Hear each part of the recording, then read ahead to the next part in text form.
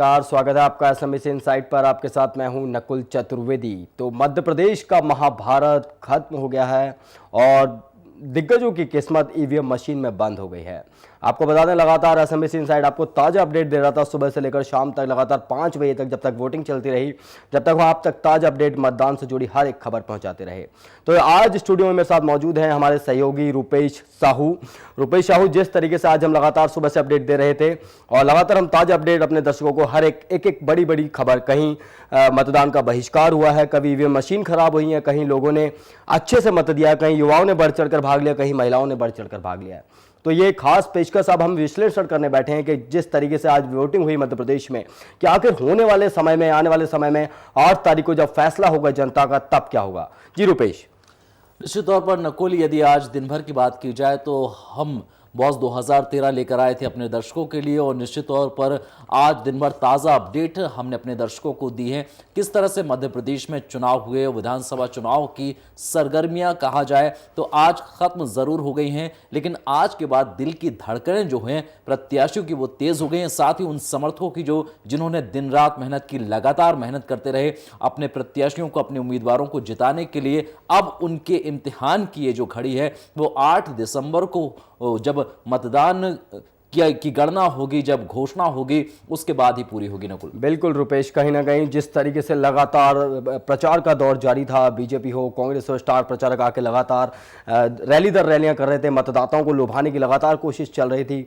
BJP एक तरफ कहती थी लगातार कि हम लोग यहाँ पर हैट्रिक लगाएंगे, दूसरी तरफ कांग्रेस सत्ता परिवर्तन का नारा लेकर मध्य प्रदेश में लगातार रैलियां कर रही थी। तो अब आपको बता दें कि मध्य प्रदेश में जो वोटिंग का प्रतिशत है 70% से ज्यादा पहुंच गया है और शायद वो रिकॉर्ड टूट सकता है जो पिछली बार हुआ था। तो इस वक्त हम आपको बता दें कि 70% से ज्यादा वोटिंग हो चुकी है मध्य प्रदेश में, और ये जो आंकड़ा है पिछली बार का रिकॉर्ड टूटने वाला है। पिछली बार लगभग 69 दशमलव कुछ वोटिंग हुई थी और इस बार 70% से ऊपर मतदान होने जा रहा है। निश्चित तौर पर नकुल, देखा जाए तो वोटिंग का परसेंटेज यहां पर बढ़ा है। इस बार के विधानसभा चुनाव की बात की जाए नकुल, तो काफी कुछ यहां पर खास देखने को मिला।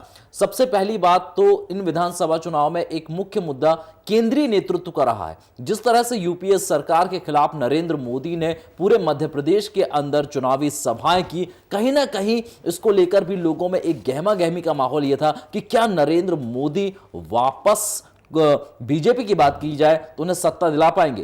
तो जिस तरह से ताबड़तोड़ रैलियां की नरेंद्र मोदी ने, और एक तरह से यदि विधानसभा चुनाव की बात की जाए तो इन विधानसभा चुनाव को हम लोकसभा चुनाव से जोड़कर भी देख सकते हैं। बिल्कुल, क्योंकि यहां पर जैसे भी स्टार प्रचारकों ने यहां पर मुद्दे उठाए वो केवल राज्य तक सीमित नहीं थे नकुल, ये सीधे सीधे केंद्र तक इनका विस्तार। कहीं ना कहीं लोकसभा चुनावों की तैयारी एक तरीके से चल रही थी। और इस वक्त हमारे साथ जुड़ रहे हैं रुपेश, हमारे ब्यूरो चीफ भोपाल से प्रवाल सक्सेना जी। प्रवाल, जिस तरीके से आज वोटिंग हुई है, जिस तरीके से पूरे मध्य प्रदेश के आंकड़े अगर देखे जाएं तो 70% से ऊपर जा रहा है रिकॉर्ड, तो क्या रिकॉर्ड टूटने वाला है इस बार मतदानों में? निश्चित रूप से इस बार जो मतदाता था बहुत खामोश था। मतदाता ने पूरी स्थिति का आकलन किया है। युवा मतदाताओं का प्रतिशत अधिक है, तो हम कह सकते हैं कि इस बार जो है बहुत सोच समझ के मतदाता ने अपने मताधिकार का उपयोग किया है। और इतना साइलेंट मतदान पहले कभी नहीं देखा गया। जो लोग बताते हैं कि कहीं ना कहीं कोई लहर रहती थी, कहीं ना कहीं कोई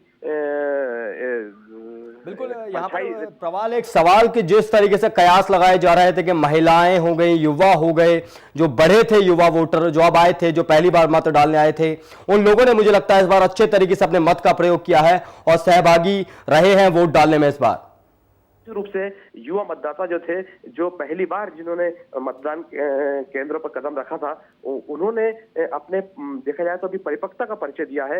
उन्होंने जो है दोनों ही प्रमुख पार्टियों के जो मैनिफेस्टो थे उनका अध्ययन किया, और उसके बावजूद उन्होंने जो ट्विटर पे या फेसबुक पर देख के उन्होंने जो हाईटेक मतदाता का लाभ उठाया, उसके बाद उन्होंने क्या कह सकते हैं बहुत ही समझदारी के साथ उन्होंने निर्णय लिया है और कई प्रत्याशियों का भाग्य का फैसला किया है। जी प्रवाल, क्या आपको लगता है कि चुनाव आयोग ने भी यहां पर काफी कोशिशें की, और जिस तरह से चुनाव प्रचार मतदान के लिए उन्होंने जागरूक किया कि सारे काम छोड़ दो, सबसे पहले वोट दो, ये जो नारा दिया था वो काम भी आया, और देखा गया कि सोशल मीडिया में इस नारे का जमकर इस्तेमाल हुआ। क्या आपको लगता है कि चुनाव आयोग की कोशिशें सफल हुई हैं?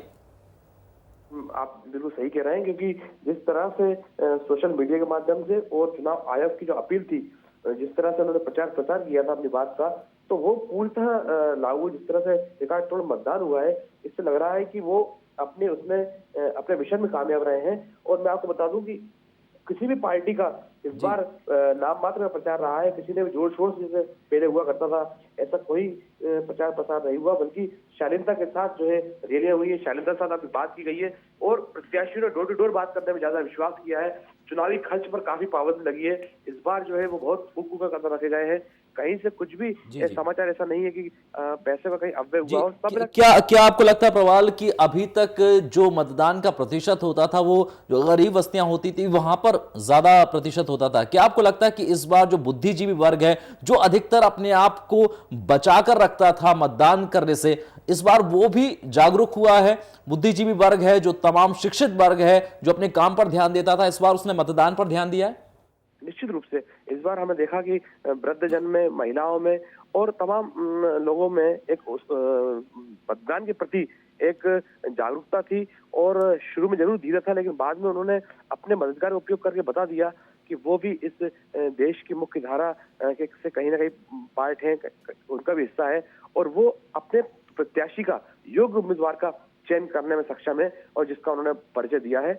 और मुझे लगता है कि आने वाले दिनों में इसको और बढ़ेगा ये, और वो बड़ी बात नहीं है, 100% मतदान भी इस देश में शुरू हो जाए। वो जिस तरीके से आज जानकारी मिल रही थी, जिस तरीके से आज देखा गया, युवाओं ने एक अहम भूमिका निभाई है इस मतदान में और एक अहम फैसला आएगा 8 दिसंबर को जब मतगणना होगी। उस दिन फैसला हो जाएगा कि वाकई में मध्य प्रदेश का बादशाह कौन है, कांग्रेस, बीजेपी या कोई और। तो अभी चलते हैं बघेलखंड की तरफ। बघेलखंड में हमारे संवाददाता रीवा से अनिल पांडे हमारे साथ जुड़ गए हैं। अनिल, बघेलखंड की अगर रीवा की अगर बात करी जाए तो वहां पर क्या स्थिति रही है? महिलाओं और युवाओं की भागीदारी वहां पर भी बढ़ चढ़ कर रही है? नकुल, मैं आपको बता दूं, लगातार मतदान का बढ़ता हुआ प्रतिशत, एक तो कहना चाहिए कि प्रशासन की जागरूकता के अभियान का सफलता कही जानी चाहिए, क्योंकि निर्वाचन आयोग के साथ साथ जिला प्रशासन ने भी ज्यादा से ज्यादा मतदान करने की लोगों से अपील की थी और वो अपील बिल्कुल सफल होती दिखाई दे रही है। जहां पे युवाओं ने बढ़ चढ़ के मतदान किया, वहां पे वहीं महिलाओं और बुजुर्गों ने भी बहुत तरीके से मतदान किया है। और शाम 5 बजे तक का जो सरकार आंकड़ा मिल रहा था निर्वाचन कार्यालय से, वो 68% तक का मतदान का आंकड़ा मिल रहा था, जो कि 70 से ऊपर भी जाने की संभावना है। मतलब 70 से 72% का मतदान जिले में कुल हुआ है। मतलब रिकॉर्ड टूटने वाला है अनिल, कहा जाए तो ये गलत नहीं होगा कि रिकॉर्ड टूटने वाला है? पिछली बार वाला 2003, 2008 और अब 2013 वो रिकॉर्ड टूट जाएगा? निश्चित रूप से बढ़ता हुआ मतदान, एक जहां तक लोकतंत्र की बात है, लोकतंत्र के इस उत्सव लोगों की जागरूकता का एक सफलतम प्रयास है। और निश्चित रूप से ये जहाँ पे मतदान का प्रतिशत बढ़ा है, वहीं पे कहा जाना चाहिए कि लोगों पे अपने अधिकारों को लेकर सजगता भी आई है। नकुल, क्या आपको लगता है अनिल कि मतदान का प्रतिशत जो बढ़ा है वो किसके फेवर में जा सकता है? ये स्पष्ट कहना बहुत ही मुश्किल होगा, लेकिन युवाओं ने जिस तरह से बढ़ चढ़ के मतदान किए हैं और जिस तरह से राष्ट्रीय पार्टियों ने अपने मुद्दों को जनता के बीच में रखा है, और ये कहा जा सकता है कि निश्चित रूप से किसी भी राष्ट्रीय पार्टी की 2 राष्ट्रीय पार्टियां हैं, उसी में से जनता निर्णय करेगी कि सरकार किसे बनानी है। बिल्कुल, कहीं ना कहीं अनिल, जिस तरीके से कहा जाए तो युवाओं ने एक बड़ी भागीदारी दी है इस मतदान में। और एक बात अगर हम कहें तो वो गलत नहीं होगी, क्योंकि इस बार जो सोशल मीडिया है, सोशल मीडिया का एक अहम रोल रहा है इन चुनावों में। जो वोटर्स थे उन्हें चुनाव मतदान केंद्रों की तरफ खींचने में, क्योंकि सोशल मीडिया में बहुत सारी चीजें युवा देख रहे थे, आज के लोग देख रहे थे, कौन से मंत्री ने क्या अपडेट किया, कौन से मंत्री ने क्या काम किया, क्या होने वाला है, क्या मैनिफेस्टो है, बहुत सारी चीजें थी। निश्चित रूप से बता दूं कि सोशल मीडिया का जिस तरह से इन विधानसभा चुनावों में उपयोग हुआ है, उसकी महत्ता को नजरअंदाज नहीं किया जा सकता, क्योंकि जहां तक मतदान का बढ़ा हुआ प्रतिशत ये सीधा इशारा कर रहा है कि युवाओं में मतदान को लेकर एक विशेष रुझान रहा है। वहीं इन युवाओं को प्रेरणा के रूप में देखा जाए तो सोशल मीडिया का बहुत बड़ा हाथ रहा है। नकुल, अनिल, ये बताइए कि लोकतंत्र के इस उत्सव को सफल तरीके से ये संपन्न हो गया है, इसके लिए चुनाव आयोग ने क्या यहां पर हिस्सेदारी की? क्योंकि पूरी की पूरी जिम्मेदारी यहां पर चुनाव आयोग की थी। जब से अधिसूचना जारी हुई थी तब से लेकर आज तक की तारीख तक चुनाव आयोग ने दिन रात मेहनत की है। चुनाव आयोग सफल रहा है? निश्चित रूप से रुपेश, मैं आपको बता दूं कि चुनाव आयोग अपने मिशन पे पूरी तरह से सफल रहा है। क्योंकि जिस तरह से चुनाव आयोग जनता के बीच में ये मैसेज ले जाना चाहता था कि ज्यादा से ज्यादा मतदान हो, वो मतदान यहाँ पे ज्यादा से ज्यादा हुआ है और प्रशासन ने भी उतनी ही मुस्तैदी से काम किया है। लिहाजा वो परिणाम देखने को सामने मिल रहा है कि मतदान का बढ़ा हुआ प्रतिशत आज आपके सामने है। तो अनिल, जिस तरीके से मतलब इस बार मतदान हुआ है तो एक रिकॉर्ड तोड़ मतदान हुआ है मध्य प्रदेश में, और कहा नहीं जाएगा कि इस बार जो कहा जा सकता है कि पिछली बार जो मतदान हुआ था 2003-2008 में उससे अच्छा मतदान हुआ, रिकॉर्ड टूटने की कगार पर है और रिकॉर्ड एक तरीके से टूट चुका है। इस वक्त एक बार फिर से रुख करेंगे बघेलखंड की तरफ, जहां पर हमारे संवाददाता जेपीएस चौहान सीधी से हमारे साथ जुड़ गए हैं। जेपीएस, सीधी में क्या स्थिति है, क्या कितने प्रतिशत मतदान हुआ है वहां पर? जी, यहाँ पर थोड़ी सी ईवीएम मशीन की खराबी की वजह से जी, और कहीं कहीं हमारे यहाँ जिले के धौनी विधानसभा क्षेत्र में 2 मतदान केंद्रों में, एक तो मतदान केंद्र क्रमांक 36 जी, ग्राम पंचायत अमेढ़िया और मतदान केंद्र क्रमांक 152 ग्राम पंचायत रोंदा, इसमें चुनाव का बहिष्कार पूरी तरीके से कर दिया गया है और इन 2 मतदान केंद्रों पर एक भी वोट नहीं पड़े। जी, क्या कारण मानते हैं आप, आखिर यहां पर लोगों ने चुनाव का बहिष्कार क्यों किया, जबकि नोटा की इस बार एक बटन उनके पास उपलब्ध थी? क्या आपको लगता है कि आखिर क्यों नहीं उसका उपयोग करके इन्होंने विरोध दर्ज कराया?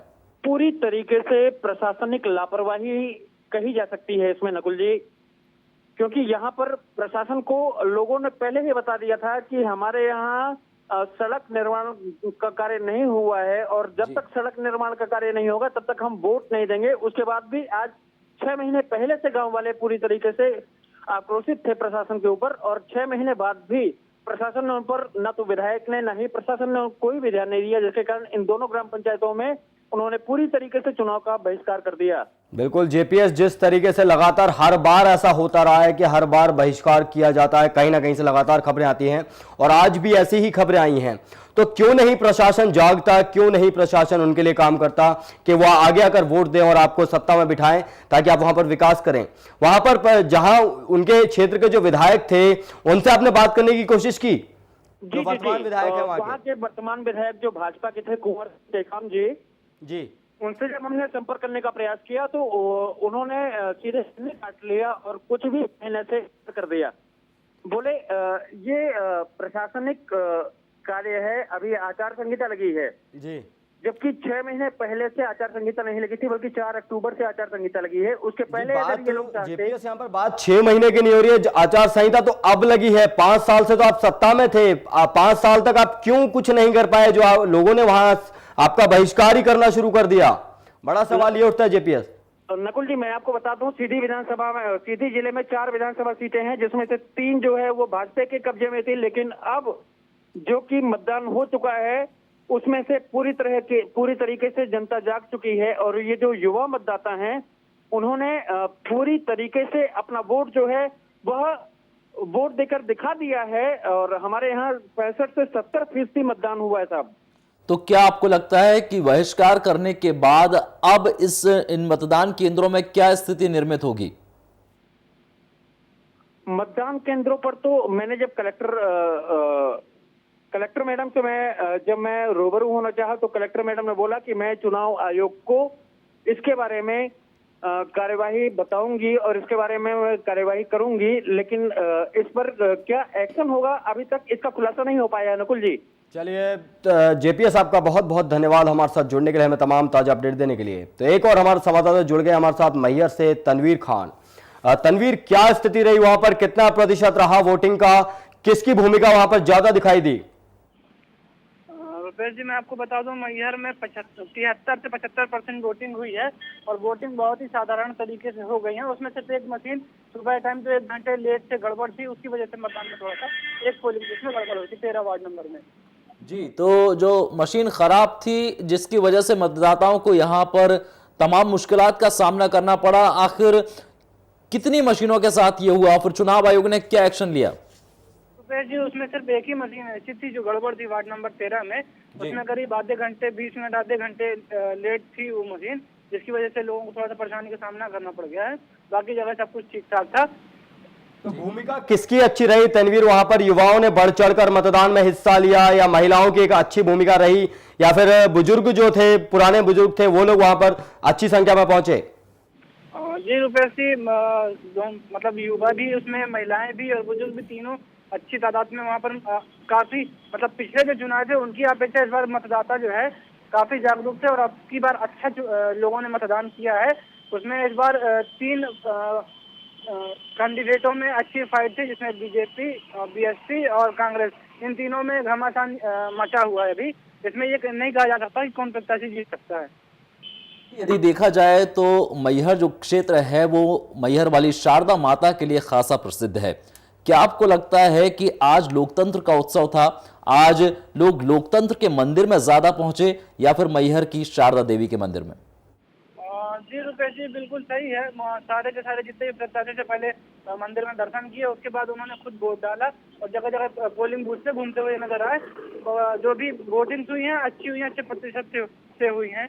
उनमें से एक कहीं सरपंच हैं हरनामपुर ग्राम पंचायत में, उनका नाम और उनकी पत्नी का नाम, दोनों का नाम जो है वोटर लिस्ट से हटा दिया गया है। जी, किस वजह से इनका नाम हटाया गया? ये अभी खुलासा नहीं हो पाया, लेकिन वो उनके नाम सरपंच पत्नी, उनके साथ में 44 नाम जो है निरस्त किए गए हैं, जिनमें इन लोग मतदान नहीं कर पाए हैं, जिसमें सरपंच काफी नाराज हैं और वो किसी भी अधिकारी से या किसी भी कर्मचारी से मिलने के लिए तैयार भी नहीं कि ऐसा क्यों हुआ। चलिए, आपका बहुत बहुत धन्यवाद हमारे साथ जुड़ने के लिए, हमें तमाम ताज़ा अपडेट देने के लिए। तो हमारे संवाददाता लगातार हमें ताज़ा अपडेट दे रहे हैं और हम वो ताज़ा अपडेट आप तक पहुंचा रहे हैं, क्योंकि सुबह से लेकर अब तक हमने आपको लगातार चुनाव से जुड़ी हर एक पल पल की खबर दी है। कितनी जगहों पर चुनाव का बहिष्कार हुआ, कितनी जगहों पर ईवीएम मशीन खराब हुई और अब कितने प्रतिशत वोटिंग हुई है पूरे मध्य प्रदेश में। अब चलेंगे सीधा हम शहडोल की तरफ, जहां से हमारे संवाददाता हमारे साथ जुड़ रहे हैं। जी, क्या स्थिति है वहां पर, सुनील? यहाँ पे सर 3 विधानसभा है, जैतपुर, गोपारू और व्यवहारी जी। और यहाँ पे लगभग तीनों विधानसभा को अपन माने तो 75% के आसपास मतदान हुए हैं। जी, क्या भूमिका क्या रही वहां पर? कौन बढ़ चढ़ कर आ गया है, बुजुर्ग या पुरुष या महिलाएं या फिर युवा? महिलाएं की संख्या ज्यादा रही है। जी, महिलाओं ने मतलब बढ़ चढ़कर एक अहम भूमिका निभाई है इस बार मतदान में। बिल्कुल बिल्कुल अपन मान सकते हैं सर। और पुरुष की संख्या कुछ कम लगी, पुरुषों में उत्साह भी थोड़ा सा कम था। कई विधायक को लेके, उनको लेके थोड़ा सा नाराजगी थी। इसी एक समस्या भी आ गई थी यहाँ पे जैतपुर विधानसभा में। वहाँ पे लोग जौनपुर में वो बहिष्कार कर दिया था जयसिंह महाराज को लेके कि भैया हम वोट न देंगे, हम मूलभूत सुविधाओं से वंचित थे। जी जी, सुनील, ये बताइए कि 75% मतदान हुआ तो निश्चित तौर पर हर वर्ग की यहाँ पर हिस्सेदारी रही होगी। पुरुष वर्ग का एक निश्चित तौर पर उन्होंने अवॉइड जरूर किया होगा, लेकिन 75% यदि मतदान हुआ है तो सभी वर्गों की यहाँ पर हिस्सेदारी होगी। आदिवासी बाहुल्य क्षेत्र है शहडोल की, यदि बात की जाए तो क्या आपको लगता है कि आदिवासियों के हितों का यहाँ पर ध्यान रखा गया है? क्या आदिवासी हितों की यहाँ उपेक्षा की गई, इस वजह से यहाँ पर कुछ लोगों ने बहिष्कार किया है मतदान का? नहीं, उनका ये कहना था कि जयसिंह मरावी एक अच्छे पद में थे, मंत्री होते हुए भी उन्होंने विकास का कोई कार्य नहीं किया है। और उनका ये कहना था कि 5 साल में वो हमारे यहाँ कभी आकर भी नहीं देखे हैं। आज पहली बार वो आए हैं जब उनको भी वोट की जरूरत पड़ी। इसके पहले वो कभी नहीं आए और वाकई वो गांव बिजली, पानी, हर चीज से वंचित क्षेत्र है। तो यहाँ पर सुनील, जिस तरीके से देखा जाए तो यहाँ पर भी समस्याएं जो है, समस्याएं तो देखिए पूरे मध्य प्रदेश की बात करें या पूरे देश की बात करें तो नेताओं के वादे होते हैं, दावे होते हैं, आश्वासन होते हैं, मगर जो जनता की हकीकत है उसे कभी कोई नहीं समझ पाता। और चुनाव के समय ही जनता को याद करते हैं। जिस तरीके से लगातार हमारे पास खबरें आई थी रुपेश के, लगातार चुनाव का बहिष्कार किया गया लोगों की वजह से, तो कहीं रोड की समस्या थी तो कहीं कोई और समस्या थी, तो उस समस्या का यहाँ पर लगातार बहिष्कार किया गया, समस्या को लेकर मतदान का लगातार बहिष्कार किया गया। तो यहाँ पर राजनेताओं को समझना होगा कि आश्वासन और दावों से काम नहीं चलेगा। आपको जनता के लिए काम करना होगा, तभी जाकर आप उस गद्दी पर बैठ पाएंगे जहां पर आप बैठने की चाह रखते हैं। तो यहां रुकेंगे एक ब्रेक के लिए, हमारा कार्यक्रम अभी जारी है।